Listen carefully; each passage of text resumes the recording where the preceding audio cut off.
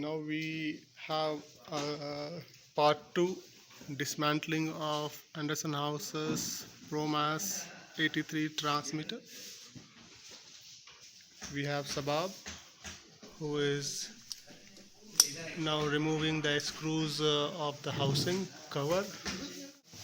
Removing the housing cover.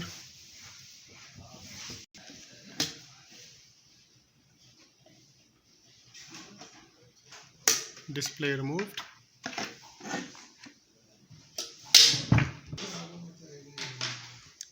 Cover of the electronic removed. And now we have 3 cards here. First we remove power card, then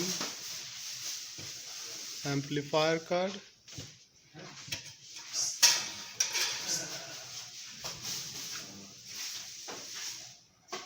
okay,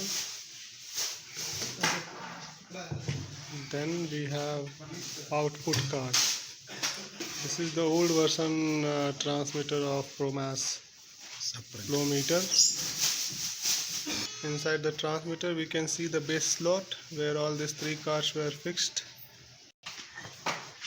Now we remove the second cover of this transmitter.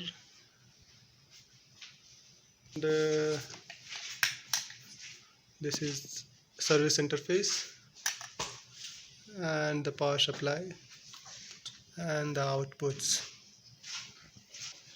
So this is your terminal compartment, and